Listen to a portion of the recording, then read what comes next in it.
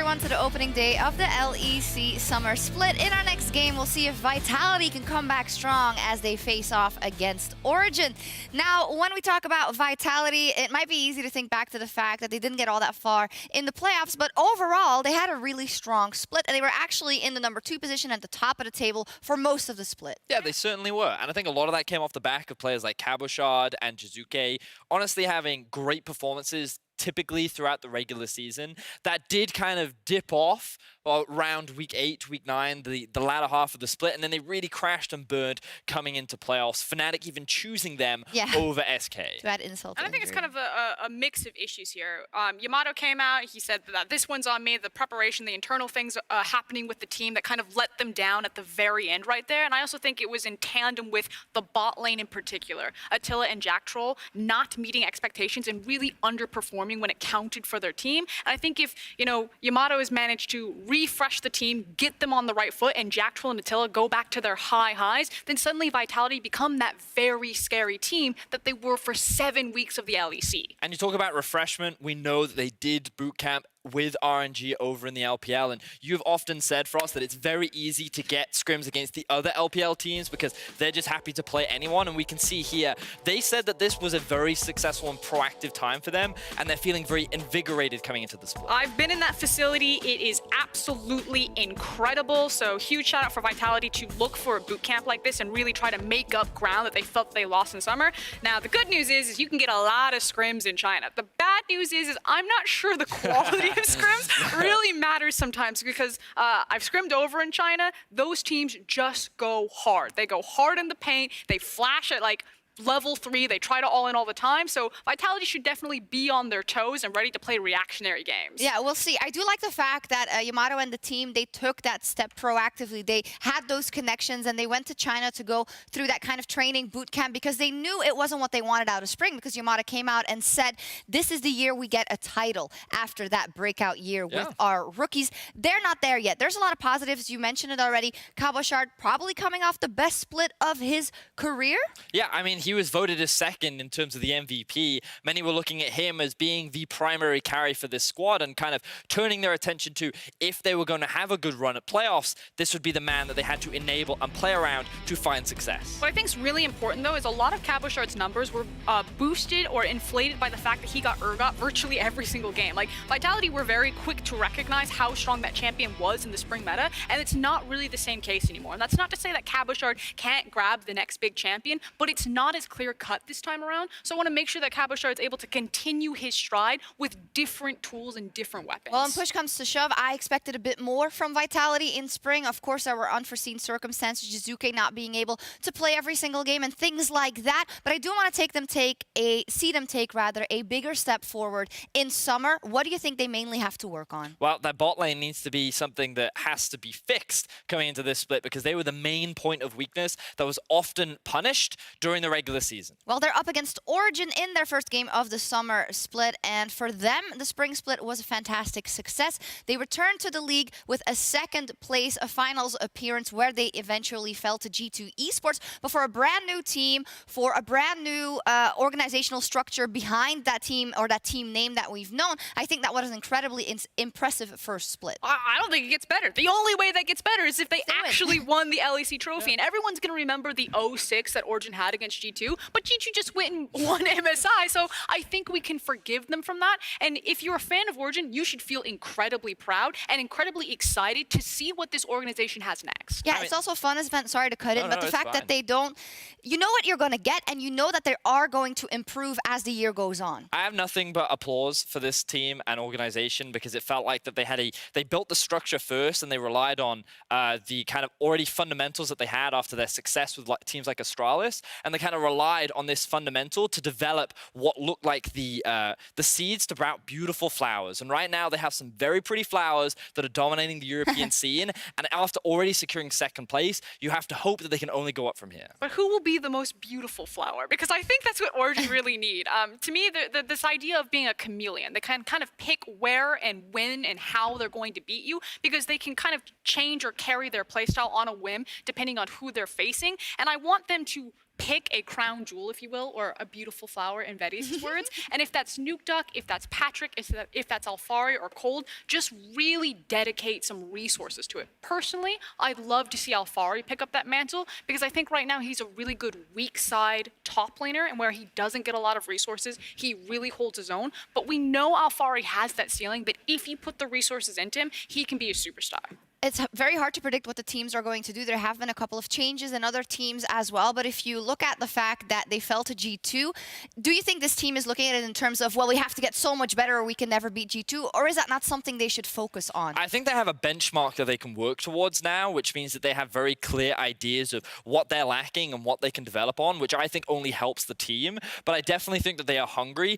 to at the very least be in a position to challenge for the title, because the fact that they got 6-0'd by Origen in the playoffs, that's got to leave a sour taste in their mouth, and they want to grow to a point at the very least to be able to challenge G2. Nice slip of the tongue by G2, but you know, maybe you could argue that it was Origen beating Origen. One of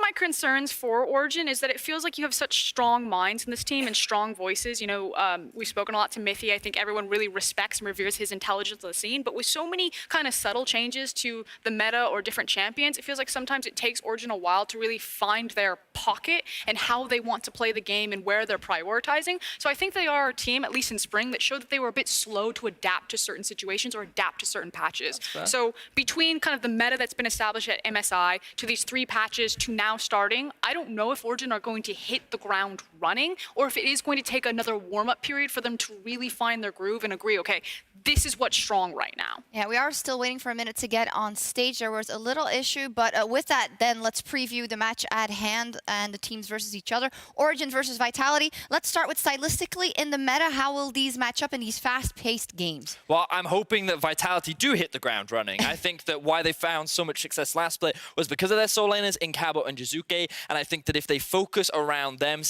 in a similar way to how G2 do, I think they can find a lot of success early. And I think if there's an Origen victory, it's simply because you have the experience of Nuke Duck and you have the star power of Alfari. They're able to control those side lanes, and then slowly but surely Origen just grind Vitality down. All right, we are ready to go. Both teams return to the LEC with the same lineups as in spring, and they are looking to hit the ground running starting tonight. Let's go. Thank you very much, Shox and Floristius. Talking about gardening on Origin's side. Gardenius. Gardenius, that's much better than my name. Talking about hitting the ground running, actually, both of these teams started Spring Split in very different fashions. Origen were a little bit slow out the gates. They ramped up. They got better literally every week. Vitality, on the other hand, they hit the ground at a sprint, boom, but then ran out of highway and fell off the edge of a cliff and literally out of contention. Yeah, Vitality were literally the second best team in the league. They were in the #2 spot by a lot for the first 7 weeks of play, and then they just lost every single game. They went into playoffs, and it really fell apart for this squad. But we've heard with some moves going over to the LPL and working with RNG as well, this team has had the chance to try and practice and improve. So what's going to be the biggest benefit for Vitality outside of just scrimming Chinese teams that they can bring home, you know, from sitting in the Origen bootcamp? Well, #1 has to be actually just scrim time against Uzi, because you look at this bottom lane from Vitality, and we've seen them do very well in the past, but in the spring split, they were very underwhelming. And I think that if you have time, you know, get dedicated practice time against one of, if not the best AD carry players in the world in Uzi, you can pick things up, you can bring it back, and hopefully come back with a better A game. Now, what's that going to do up against Origen's bottom lane? I mean, where are the pressure points here for Vitality? Just a quick update before you answer that. Origen are just fine-tuning some of their audio levels on stage, as of course they're about to play their first game of Summer Split. But yeah, to bring it in, you know, where can Vitality attack to try and take down the Spring Split second place squads? I think the Vitality formula that worked for them in spring was always playing through top lane. You know, Mowgli putting a lot of time up there, making sure Cabochard gets counterpick as well is going to be absolutely crucial. And I believe Vitality also selected red side for this game. So we expect that. But at the same time, Origen is a team that with Alfari, you can leave him alone as that weak side playing top laner and try to funnel a lot of resources into the bot lane. And talking about that top laner, I mean, Cabochard ended up picking up, you know, second spot on the pre-Summer Split player rankings. Wonder was first, Cabo was second, Alfari was third.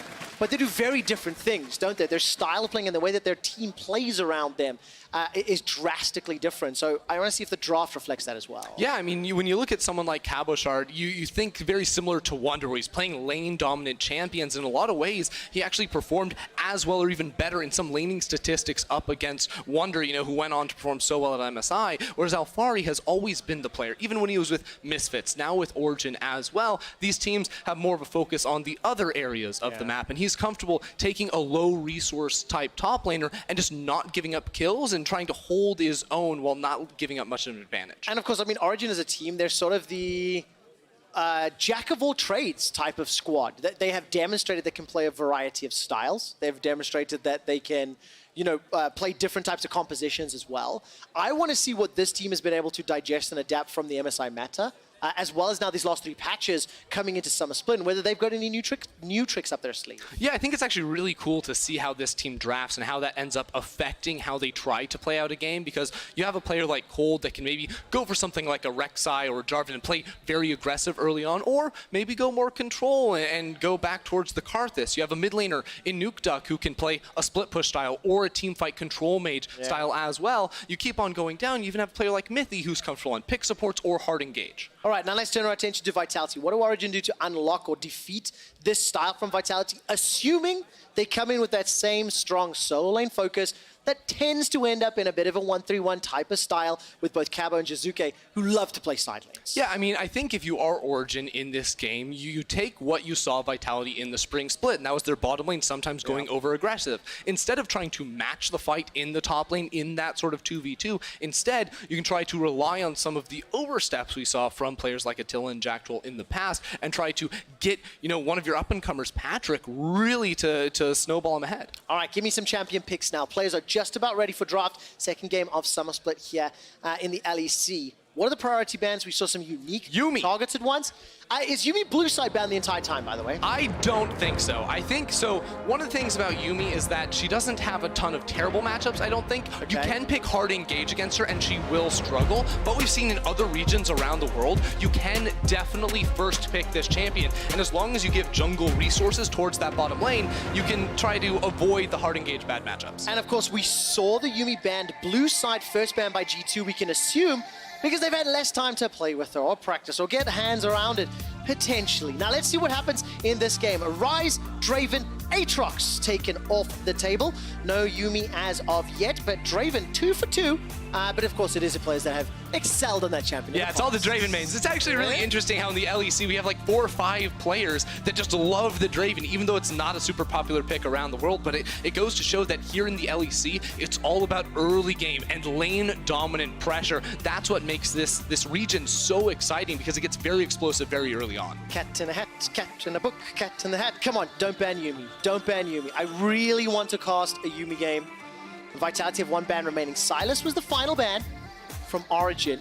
Vitality in the last few seconds. I mean, maybe they're discussing it as well. Maybe we'll find out on mic check. Come on! I really want to see Yuumi here in Europe. She is banned away.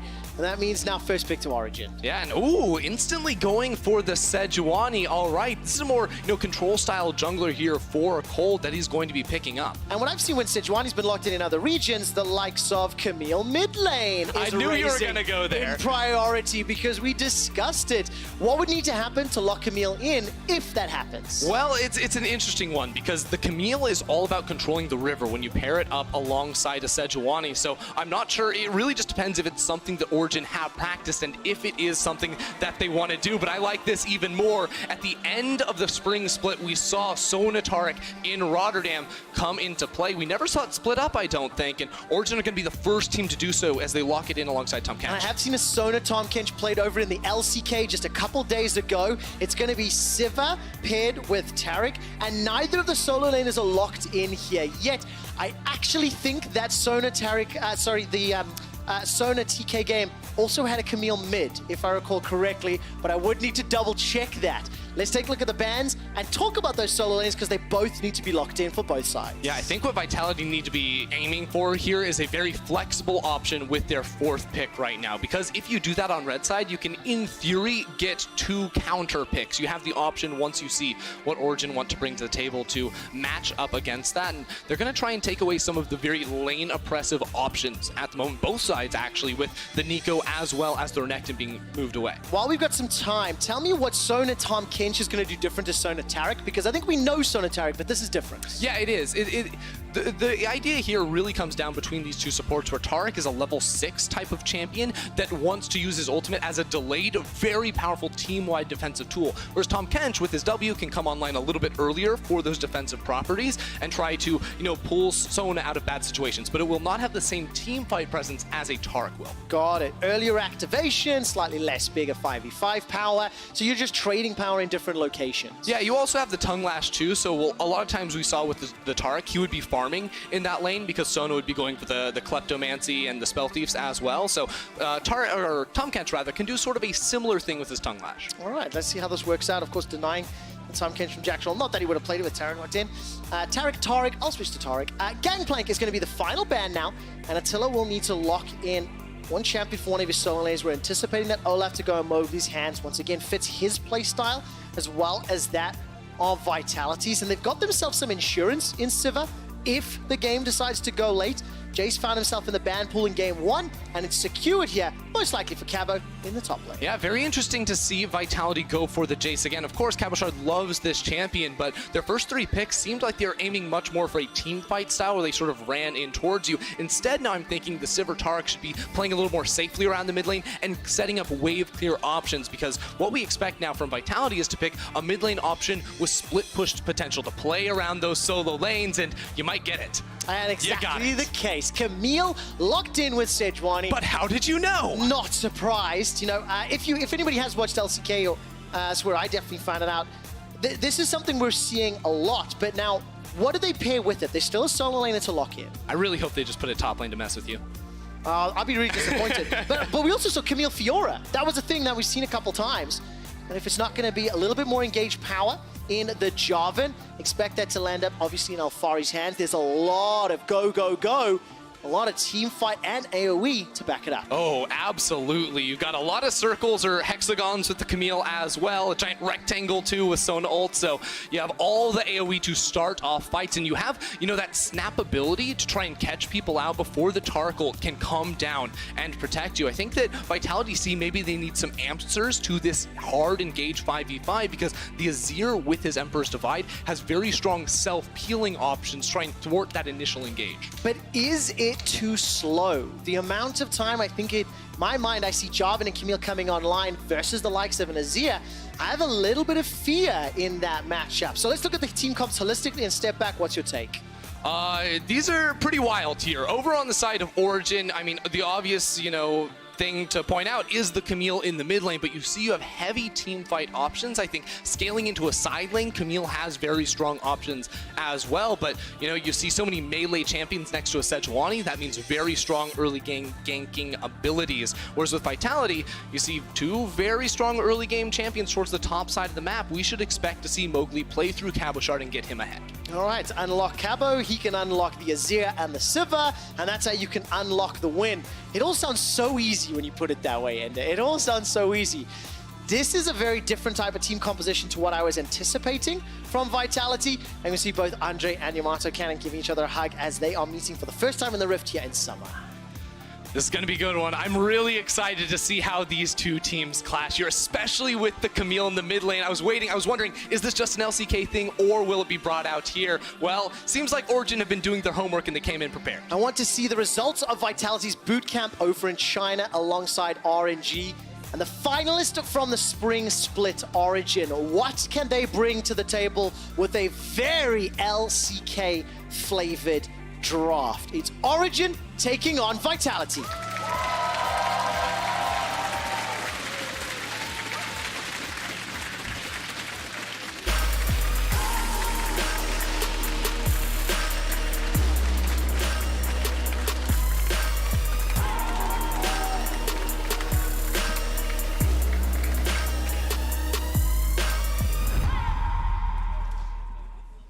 Thank you, Berlin, Germany. Every time we go into game, you guys give me a lot of volume and love, and it is very appreciated.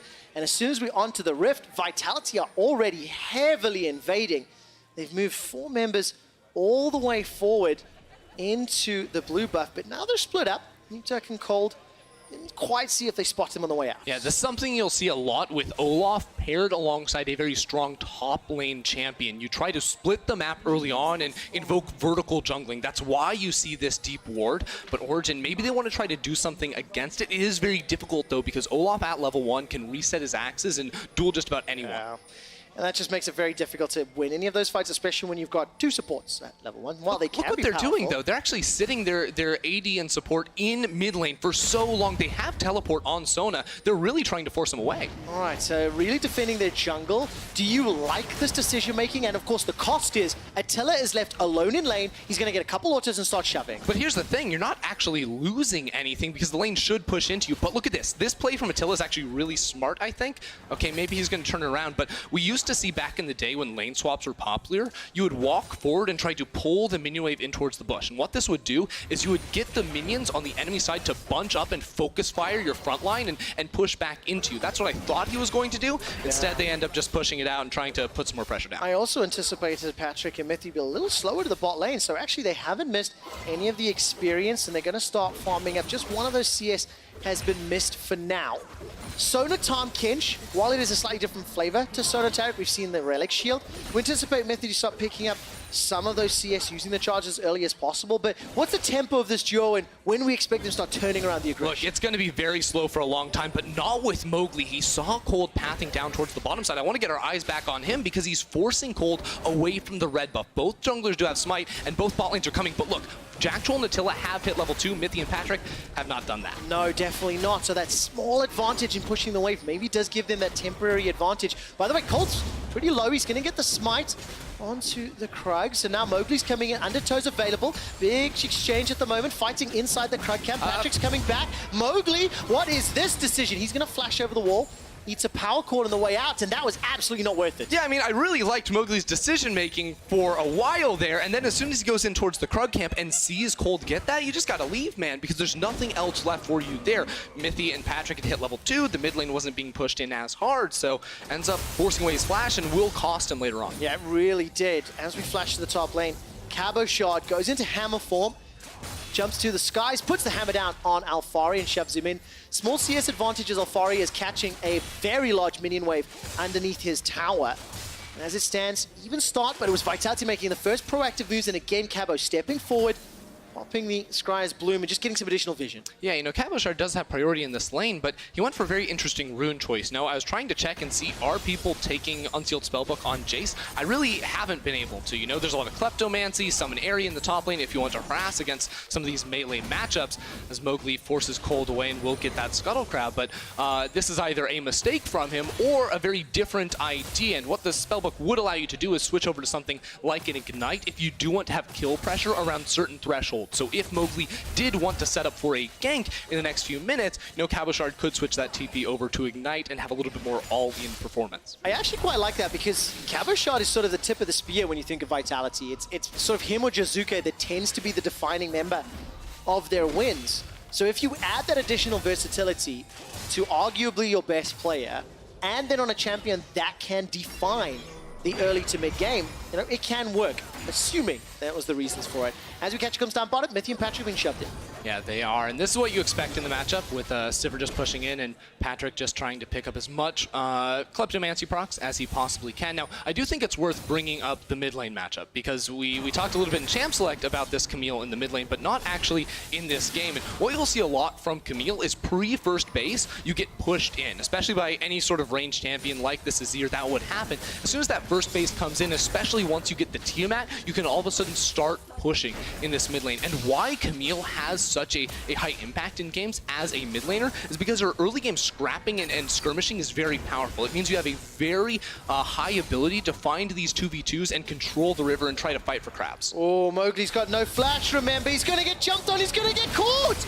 Yes, you got the scuttle earlier, but that is not a safe space to recall. And what did I say? You can't control the river against a Sejuani plus a Camille. It's absolutely deadly. Now just Jizuke has to dash away because he knows Nukeduck and Cold are both in the area. And what we're going to continue to see from this duo is Cold to play very close to the mid lane to allow Nukeduck to apply pressure and push out. And then once level 6s come in, you see a Sejuani or Camille appear on your screen and you're by yourself, you will instantly die if you're on Vitality. Just think of all the mobility they've got in the kit, all the hard CC, and then the damage to follow it up. Yeah, and to be clear, like this Camille does fall behind in CS early on, but it is the price you're willing to pay for that level 6 point when you can really try to find fights and snowball your advantage. Yeah, it's a calculated loss because you totally understand, like we mentioned, those little exchanges in the river.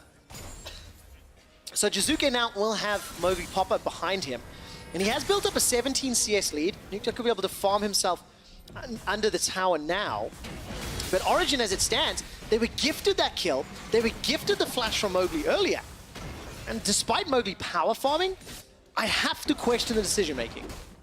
Yeah, the early invade was an unfortunate one, I think, for Vitality, especially because you expect Mowgli to play aggressive, and it was such a good play for him at the start. But, you know, we said the flash was going to cost him. It did end up doing that in the end, and you see he still does have a lead up against Cold. You know, the gold maybe not going to say that entirely because of the first blood that did go Cold's way, but he still is able to apply pressure and invade, especially on the top side. He'll always be able to pressure top side because of how strong Cabochard is in these fights. See here, the tracking on towards Mowgli. Oh, he's just recalling there. Cold sees him, and you actually had Nukeduck trying to recall as well. This is just a greedy recall from Mowgli. The Nukeduck recall maybe is what set it off. I think if there had been some comms to say Nukeduck is backed, he's recalling, that instead is a little overconfident. But seeing those level of plays, Nukeduck, by the way, stepping way forward, takes a lot of damage. He realizes Jizuke has no mana, so there's no possible turnaround. And of course, Cold is waiting in the wings. So Nukeduck is really greeding to try and get his Tiamat finished. He has 1,100 gold at the moment. He needs 1,325, and he's not going to get it. No, not yet. The undertows come out. Jizuke being so low on mana. Yes, Nukeduck was greeding, but there was a calculated amount because Jizuke would have needed multiple autos to get the kill. Exactly, but he needed the whole wave in order to finish off that Tiamat. Now that's going to make it more difficult for him to push out the lane and to be able to apply pressure alongside Cold. Is a 30 CS deficit too much? That is the lead that Jizuke has accrued for himself right now. And you can see it starting to show in those items, as you mentioned, the thrift shopping on that Tiamat, and nearly 400 gold the difference. I think that at this moment, it is too much, just because Nukeduck did not get that Tiamat, as we see bot lane. All right, see what happens. Patrick doesn't have access to the crescendo. Mithy's trying to get the Devour down. There's a gobble. Flash away from Attila. Jack Troll is going to be in trouble. The Cosmic Radiance comes down. That's a little bit of a damage mitigation. But here comes Mowgli. He's Ragnarocking and Ragnarolling. Mithy jumps on a Jack Troll. So far, it's the first kill for Vitality. Patrick and Mithy running for their lives. That's a defensive flash. Jack Troll's very low, and the heals from Patrick are doing work. Yeah, Patrick has heals, but he doesn't have the damage to try and turn it around. Origen tried to throw everything towards this duo of Vitality, but Mowgli was waiting. Now he gets chunked. Oh, he does indeed. A couple orders from Attila, as well as that undertow. Not going to be enough to pick up the kill, and Patrick getting close to crescendo. Jack Troll and Mowgli going back away. Vitality on the board of the kill. Yep, they're able to respond right there. Mowgli is all of a sudden back in the game, using this Olaf to flash and pick up his axes to continue the fight on towards Cold right there. See Patrick actually really trying to step up and cancel that recall, but he's not going to find any luck. And of course, it's important to note that the effective gold in the duos is in the advantage of Origen. You can see those CS numbers. When you add both of them together, it's around plus 500 gold to Origen, and this is how the exchange started. Yeah, so Attila steps very far forward and gets hit by the tongue lash. This means Origen are going to call in the play, but watch when the Cosmic Radiance comes down here from Tarek. It's enough so that when he flashes away, he can't avoid it. Now mid! Oh, there's the exchange. Jizuke's already used the Emperor's Divide, and with the help of Cabochard, that's the second kill for Vitality. They take the lead as far as gold is concerned. Cold is pushed away, but we didn't see the setup. It's the MVP of Vitality, Cabochard, using that pressure and translating it to something else around the map. You can see he's not smashing his 1v1 matchup. It's a 5 CS lead, and he's sacrificing that so he can move down and get Jizuke ahead. Man, it's such a unique game to cast because at 10 minutes, Vitality have turned this small mistakes from Mowgli around. They're up 1,000 gold. CS advantage is gigantic for Jizuke in the mid lane. But technically, Patrick and Mithy, with their duo and their double support items, they're actually ahead in gold. And we're going to see that kill in the mid lane. I mean, Nukeduck, he just went for the exchange and got shoved back. Yeah, Cabochard was on the way. You see 3 control wards lining that river so that Cabochard can make that move down without being seen by anyone. I mean, Nukeduck probably thought he was just going for a reset, did not expect this Jace to just suddenly show up in the mid lane. Jace, of all people, has no CC, no hard CC really on that kit to try and set up for that gank, but he made it work. Well, this is a good position if you are Vitality. Getting your sort of late game carry of Azir into a very comfortable position, despite the fact that Attila and Jack Troll did, struggle a little bit as far as the early stages. They're falling behind in gold, as I mentioned. 97 CS, starting to work towards those first items. Attila's going to be very confident and comfortable moving into the team fight phase, which is where Vitality can be a terrifying beast if any of those skirmishes and fights break out. Yeah, it's really interesting because when we talk team fights, usually with Sona Tark in the game, they're on the same team, and you always give it to the Sona Tark because they can't die. Sona has all the time in the world to give off heals, but I don't think the same is true when you're paired with a Tahm Kench necessarily. You don't have that extra duration of the Cosmic Radiance to fight. Now Mowgli wants in. He does indeed get so much damage onto Alfari. 2-level difference, but just wrecking him with those reckless swings. Yeah, and the best part is he's up there while Cabochard is under tower going for the recall. So you can see Vitality very aggressive as individual players. Oh man, Cosmic Radiance used here defensively. Patrick and Matthew once again chasing all the way forward. There is some support from Nukeduck coming down, and Jack Troll is flashless, and he will get taken out. The kill, is it going to get saved? No, donated to Patrick. Very easy 2v2. And all the training against Uzi does not seem to have helped just yet. Yeah, that's the unfortunate thing here for Vitality. It is, again, their bottom lane that plagues them in that 2v2. After getting put ahead from a counter gank by Mowgli, they just go down and die, not having the flashes, not being able to survive. Fortunately for them, Vitality do always play towards topside, so Mowgli is able to respond with a Herald. It's going to be so interesting to see how the mid game plays out. If this Sona Tahm Kench advantage will be enough to mitigate the Jace Azir advantage that's been set up. So what actually happens here? Oh, it's just a crescendo, stopping the stun from landing by Jack Troll, and even though he does get down the Cosmic Radiance, he's still CC'd, he's still eaten, so he's not able to actually escape during the duration of that ult. Man, it's insane. Just the more time that passes, the more scary this duo becomes. While that's going on, there was a battle for the Scuttle Crab. In the Smite fight, it was Cold that ended up winning. And Jizuke ends up using those Conquering Sands to slide away to safety. And Vitality, despite a minor gold lead, it's a shifting of power, as we've said so many times already. Top half for Vitality so far, bottom half for OG, but the one concern I did have, before the 2v2 happened, Alfari got wrecked. Look at this play bot lane. Mithy goes in with Patrick. Oh man, here comes Nukeduck. He's got the Hextech ultimatum. That will dodge the stun, but at what cost? Manages to get the shield up for now. There's the kill onto Attila. Just a matter of time as now Jack Troll is running for his life. Alfari completed the teleport. Will get himself a couple autos. There's a Mountain Drake available. While that is being focused, Cabochard takes the first tower. So they're trading kills for map objectives. Patrick and Mithy will defend mid. Yeah, this is what we expected from these two teams. Vitality putting all their resources in towards Cabochard in the top lane, while OG go mid. Wow, there's Jizuke running a little bit low on mana. He's got himself a few Sand Soldiers to work with. Can he send them forward? Defensive flash from Patrick, and Cabochard can't really find the shots to make it work. Cabo's teleports on TP as well. I didn't see if he TP'd him behind the tower, but it's starting to get very scrappy and fights multiple sides of the map, multiple objectives. Yeah, Cold gonna go ahead and pick up the Mountain Drake, and while that engagement was going down in towards the mid lane, I think all in all it was very good set play there from Origen to use that Abyssal Voyage to come in from behind here, and you can see it wasn't actually Mithy and Patrick, it was Mithy plus Cold, so it's the hard CC of the Sejuani. Jack Troll and Attila run face first in towards the Camille, who uses her ultimatum to dodge the CC from the Taric. That means once that goes down, there's nothing they can do to try and battle back against 5 members of OG jumping on 2. Yeah, definitely not going to work out in their favor, and that means OG, they're 4 kills up. They've got a Mountain Drake under their name right now and continuing to push. I mean, this Camille, now you're starting to see the strengths. Fallen behind, I was starting to get nervous. 40 CS deficit, which is still just about on the cards, is still a scary, sight.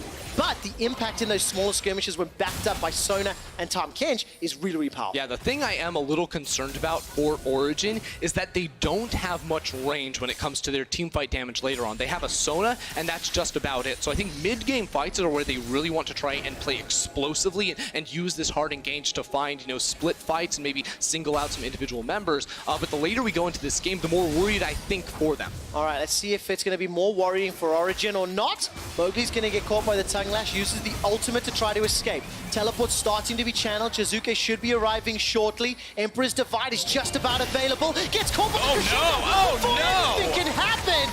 Patrick pulls the trigger, gets himself an easy kill. And OG go 5 kills up. Jizuke was trying to go in there for the hero play for the highlight reel, and OG just slapped him 3 times in the face and knocked him down. The question is, how do OG win this game as they push forward? More kills. Another poor place on the recall, and I don't know if I should be hypercritical or just sad as Mowgli's the victim again. At that point, he's behind his tower, he's in his jungle. Now Vitality trying to find something, but it's 3v4. Yeah, it is 3v4. Cosmic Radiance will buy some time, but I'm not sure if it's going to be enough. Jacktroll goes golden for now. Cabochon pushes all the way forward in the hammer form. The Devour is so well timed from Miffy. That keeps Patrick alive. Cabo goes golden for a second, but counter golden. All of the stopwatches are being used, and when time will stop, it will be Origen that win the fight. Vitality just cannot kill Patrick. This man is immortal. Look at him, he's got his stopwatch, he got a Tom Kent, you can't stop him. Patrick and Miffy are playing this duo fantastically. 3-0-3 on the Sona, and they are doing everything right. Oh, they absolutely are, and they just need to keep pushing the pedal to the metal here. You know, usually you think of Origen as the more calm, calculated team. You know, they set up for maybe a little bit later in the game. No. They decided they're going to go hard and heavy. They go for the Camille in the mid lane. Patrick now on the Sona is 3-0-3. They have all the CC. Just throw it at Vitality and try to knock them out early. And I'm going to go back to the question, how do Origen win this game? You don't have a traditional tower pusher. Obviously, you've got the split pusher in Camille. That's one option. But it's definitely a non-standard type of comp when it comes to getting past inhibitors and then the Nexus. Yeah, it's a combination of now, once Reno approaching the 20-minute mark, using Camille more in a side lane with their teleport, and just grouping up death balling and finding fights. You have so many key ultimates, they're going to go for another. Well, there's your death ball example. It's going to be enough to push Jizuke away. Abyssal Voyage used. It's not the hugest of cooldowns, but it is technically a failed engage. It's going to be just under 2 minutes before Miffy can use that one again. And I'm looking at flashes other than Miffy. There's a lot of flashless targets that are available to pick actually on both sides of the rift because of this, the constant skirmishing. And it's way more worrisome for Vitality not to have summoners than it is for Origen to be missing them, because they have a lot of defensive tools. They're the ones that are also going to be wanting to play on the aggressive. You know, they're the ones that will, you know, trap you inside a Cataclysm. That will catch you out with their Crescendo, and you won't be able to react to anything if you don't have that flash. So Vitality have to be very cautious, and I think have to put very forward vision as well to spot out the engages from Origen before it's too late. Yeah, and I mean, if you're Jizuke, you absolutely want that to happen, right? There was an example of him teleporting down a few moments ago, getting caught by the Crescendo, and just getting done. So we're getting to 20 minutes. It is still an incredibly close game. 1,000 gold separates these teams. Cabochon on this Jace. He's got the Black Cleaver, Ghostblade completed. He's up 30 CS. Maybe he can be the pressure tool that Vitality can leverage while the recalls are completing here on the side of Origen. Nukeduck again playing very far forward. He's clawed his way back into the game.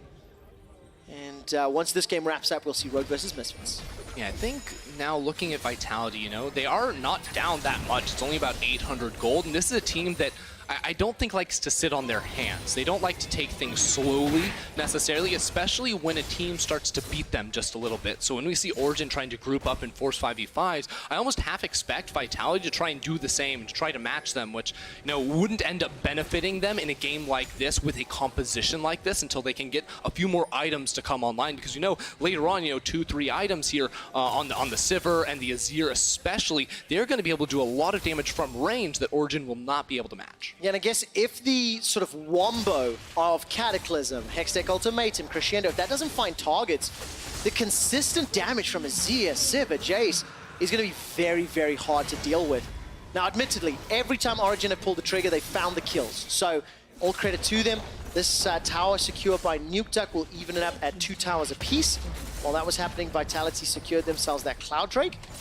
Cabochon doing pretty well at just pushing in these waves again. So the main benefit Origen have right now is that they win team fights and they win 1-3-1. And you might say, well, Jace is actually beating Alphari down bottom lane, and that is technically true, but because Origen have such a strong core, you know, Patrick, Miffy plus Cold, as well as that Abyssal Voyage, they can push up and then make plays. Yeah, just like that. Initial Fissure comes out, a lot of damage, but Cosmic Radiance, once again, Jacktroll's been very good with those Cosmic Radiances every single time, securing the important members, timing it correctly, not waiting to pull the trigger, but it's used defensively and running away. Yeah, they do get Jizuke's flash right there, and this is a very smart play from Origen, because the next thing they need to tick on the box to winning the game is knocking down this mid lane outer turret. This gives so much safety and control over Vitality's own jungle that if they can keep it up, they can really stop OG from trying to find these aggressive plays inside their half of the map. And we have to keep an eye on the teleports, because not only do you mention unlocking the map, but there's 3 teleports currently on the side of Origen. Spellbook for Mithy, so he can pick one up if necessary. 3 currently on the side of Vitality, and Cabo sitting with a cleanse for now. Obviously, he can cycle through those summoner spells thanks to his own spellbook. But the Baron dance has begun, and for the first time in a little while, Origen are pushing some vision into Vitality's territory, as the observers are highlighting right now. There was a line of defensive pink wards for OG on the northern quadrant of the map there by their blue buff, and they're slowly starting to edge that just a little further forward if they want to play around any of those objectives in the next few minutes. And all Origen want to do is play around objectives and play around fights. What is causing them a little bit of uncomfort, they're getting discomfort. Them a little discomfort, there you go, is not having this mid lane tower down. Yeah. Because again, they don't have the siege tools. You have 4 melee champions and a Sona. That's not necessarily the best when it comes to sieging. And you can almost argue maybe it comes down to the 40 CS advantage that Jizuke was able to accrue. He was able to farm himself up to a pretty comfortable spot. By the way, if we're looking at itemization, Patrick on this Sona has got himself the Lich Bane after Archangels, and he, with the help of Mithy, will just about take this tower down. One more power chord will do it. Here comes Vitality, defensive flash. That was greening for the tower, but it might just be worth it. Cataclysm will get interrupted by the Emperor's Divide, but there's just not enough survivability. Jacktroll's Cosmic Radiance was unavailable. Oh, get back in here! Jizuke, get back here! Patrick with the triple kill. Baron is spawned. We're just 22 minutes into the game, but it was the 5v5 around the mid lane that Origen used to blow it wide open. Ain't nobody escaping Origen's baby cage, and after 4 kills, they turn to Baron. Oh, it just falls apart like that for Vitality. Origen get everything. They even send Nuke Duck to take a tower down in the mid lane as well. The team fight came to fruition, and they pulled it off. Ender, you said it 5 minutes ago. Vitality need vision to prevent the Origen engage. And unfortunately, even if they had that vision, it didn't matter. I can't wait to see the replay. I want to look at where the wards are, because OG just found their opening. They got the tower, the Baron, and a huge advantage. Yeah, now sitting at a 6,000 gold lead as well, with the Mountain Drake too to help out with the sieges. This is when they really want to split up the map, because again, with 5 people, you could look for a dive. I think that might be getting a little bit ahead of themselves, but if you can send Nuke Duck and Alfari to side lanes with that Baron buff, the siege should not actually be that difficult. No, absolutely not. And I mean, Baron plus all the kills in the tower, the gold lead jumps to 5,000. I want to look at the minimap at this vision. Oh, once we get... Oh, we got a fun little camera angle to start off. See, it was actually Vitality that walked in first. Jacktroll flashed forward with the stun, but then you see, oh, that's Sivir. Attila tries to get into this cage. They use the wall very well, but unfortunately, it is not enough. Origen have enough damage, have the CC to chase them down and then pull them back over the wall. Jizuke not going to be happy about that one. I went back to check as well. Origen's pathing through the river was in between the control ward and the deep wards, so a number of Origen members just snuck up towards that mid lane tower. Look at this! And they got there quicker than Vitality could expect. Cabochard will go down, Cosmic Radiance will land up to Jizuke. Now he's in a 1v3. Crescendo catches him out. Mowgli's going to arrive. Attila's going to get teleported on top, and it is all falling apart. Vitality are trying to chase the loss, trying to turn the game around, and it is simply not happening. Look at them go! They're not going to stop! Simply too far. And as I was mentioning, Vitality made the call, maybe with some misinformation, and as it stands, Origen 16 kills to 3, but in the most Origen way. Look at all of the kills and assists. 12 out of 16, 13 out of 16, 10 out of 16. Every single member of OG is involved in most of their kills. Yeah, and they're involved in all areas of the map too, because while the rest of OG is chasing down for the extra kills, Alfari TP'd into a wave that Nuke Duck had prepped in the bottom lane. Before Nuke Duck TP'd into that fight, then Alfari picks it up, gets that inhibitor, the rest of OG is top lane, so they're just systematically taking Vitality apart. And Origen come back to the LEC after being crushed by G2 in the Spring Split Finals. The 2 finalist teams making very big statements to start their Summer Split campaigns. Inhibitor in the top will fall after the one in the bottom. and Origen can now start to back away. It is a different style of team comp, but it has been executed very well in the Origen camp. Yeah, I don't think Origen want to recall. They have one more minute with the Baron buff. They're looking to end it. Yeah, they absolutely are. Crescendo is available. Hextech Ultimatum's a couple seconds away, and Cataclysm will be used if necessary. The tower's going to fall, but with that Lich Bane, as well as, you know, Camille just hammering away, plus Joven as well. These structures fall so quickly. They're not done yet, Ender. I think we're in for the final siege. Yeah, OG are setting up for it. They have 3 different mini waves coming in. That's the Crescendo. And there's no Cosmic Radiance. There's no get out of jail free button. Shizuke forced to flash defensively. Hextech Ultimatum locks in members of Vitality. So far it's a 1-for-1. Tarek for Camille. That is a very good trade. But the rest of OG, they take down the first Nexus turret. Shizuke takes a chunk and he tries to turn it around. Vitality were sustaining on the Fountain, but OG were sustaining with their Sona as well, so they're going to keep it going for quite a while. Shizuke trying to push back in there, because if Vitality were going to win a fight, that was their best chance before Origen had gotten back to base and bought. But with the last seconds of the Baron buff going away, Origen have taken all 3 inhibitors. 5,739 gold Baron power play. That is exceptionally good use of the buff. And it is just moments away from the game. And I was trying to say beforehand, the 2 teams that made finals, they are coming into summer showing they're prepared, they are ready, and they are not messing around. No, they're not. And if you would be as kind to direct your attention to Patrick's itemization after we see the damage dealt over the entire game, you might notice that that's a 906 Sona with a Death Cap, a fully stacked Seraph, you got a Lich Bane as well. Yeah, hurt. It really does. And I mean, and again, Attila. Here comes Mithy and Cold. I mean, that's a Tom Kench Sejuani running down Siva. Edge Essence Reaver simply doesn't matter. Mowgli, no flash available. Woohoo! That damage! Eating the power cord. I'm telling you, Patrick. he hurts. Cool guys don't look at explosions. The moment Patrick fired that spell away, turned and burned, and Mowgli drops. I mean, Patrick's doing that much damage with just a harp. I don't even know how that happens, but look at him go. There we go. Flash crescendo. Patrick's playing with a confidence that is beautiful to see. 17 kills already involved out of his team's 20. Kill participation through the roof for Origen. 11 kills to Patrick as the last Nexus turret is being focused down by Alfari. Shizuke is just toying with Origen right now. And the ace for Patrick in Origen. They take down Vitality.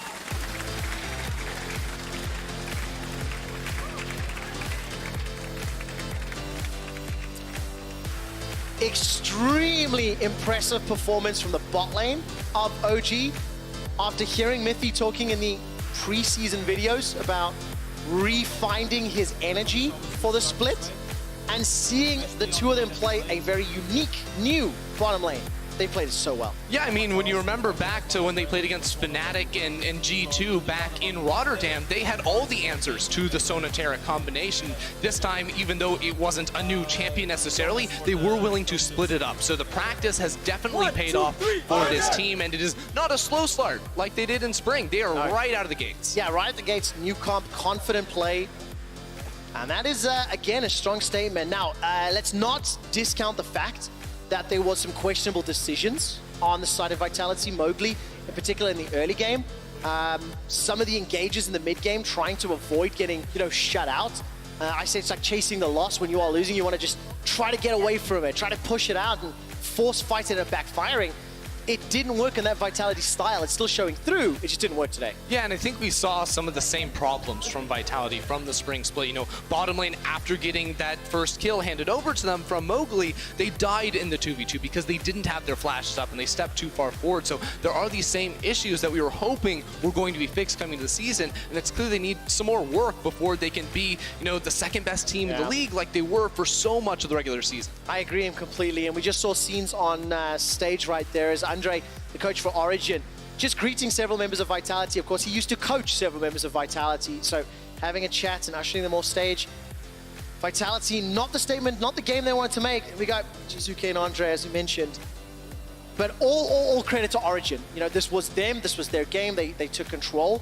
Despite having problems in the top half of the map, it literally did not matter. Despite Camille in the mid lane falling 40 CS down, They found the skirmishes they needed. They were extremely proactive, especially with Tahm Kench. Look, what did we say? We said Alfari was a very good weak side top laner. He had a bad matchup. He didn't fall too far behind. They had a unique flair coming in with the Camille mid lane that they showed they knew how to play. Even if you fall behind in CS, you have such powerful team fight presence. And then the bottom lane, again, went as expected in favor of Origen. They came in with all those same ideas and executed. Well, you talked about the team fights. I actually want to take a look at the one that led to the Baron for Origen. And if this one starts where I'm expecting, it's just in the mid lane. And look at the vision. OG sneak their way through to catch them unawares. Yeah, Vitality think that they have the chance to force this hard engage. And I think, like, to an extent, you have some cool ideas here. Trying to use the Emperor's Divide to buy space for the extra damage you're going to be pumping out with the Sivir and an Azir. But unfortunately, there's just too many tools that Origen are throwing at them. So they can't survive. You know, even if the Cosmic Radiance comes up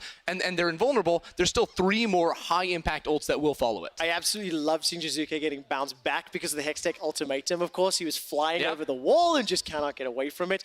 So Origen and G2, the finalists from Spring, will be playing tomorrow in our match of the week. It'll be the final game of the day. One of them goes 2-0. One of them will pick up their first loss. Sorry, key player of the game at LY Sports, Nukeduck, Patrick, and Mithy. And this is really tough because kill participation was so high. Like, they won as a team, even though individuals, you know, did have to make some cool plays. Yeah, you got cool champions in the mid lane. You can value that. You got tons of damage from that Sona, or you have the Mithy Tahm Kench that was flying all over the place and making some big plays. Well, let's see exactly what Mithy and his Tahm Kench has to say as he's standing by on stage with Law. Thank you very much, guys, and congrats, Mithy, on the first game and bringing some new spicy stuff to the bot lane. We saw Sona and Tahm Kench a few days ago in the LCK, but can you talk me through this bot lane? How do you activate it, and how risky is it to play it? Honestly, I don't really know that much. It's just they had Taric, so we thought, let's just take the Sona away, and, you know, we just rolled from there. Okay, so now, can you tell me more about you? How was the break for you guys, and how strong can we expect Origen in Summer Split? Went back home, and it was actually a very nice time because like all of my friends had a break too. Usually that doesn't really happen. So yeah, it was nice hanging out, and then we got back to the preseason, and we've been hanging out a lot as a team. So yeah, it just feels pretty good to be with the guys, and the mood is pretty nice right now. So yeah, it's just fun. Really sweet to hear. I read an interview about you recently, and you were talking about the fact that self-reflection is very important in this environment as a player. So what did you learn about yourself during the break? I mean, I guess during this break, it's mostly just realizing that you know, we can beat the Asian teams, and that there's a lot of things that I can focus on, and I'm just really grateful that my team right now is at a spot where I don't really have to think too much about where we're going and what we're doing. It's more individual now, where we just have to get better at our own mechanics. So it's just working well together with like the situation I'm in right now, where I can just focus on myself and I can rely on the guys to, you know, make the right calls. So. And you had a great showing on the first split, so I can imagine that it will be even better in the summer. Now, facing G2 tomorrow, any first thoughts on that? Not really. I mean, it's just another team. We're going to prepare the same way, and if we get a win, that's going to be a pretty good position for us. So yeah, I'm just excited to play them. Hopefully they're good. Otherwise, it's going to be boring. So awesome. That's the best way to see it. Thank you very much, Mithy. And we're going to take a short break. And when we come back, it's going to be a brand new Rogue lineup taking on Misfits. Stay tuned, guys.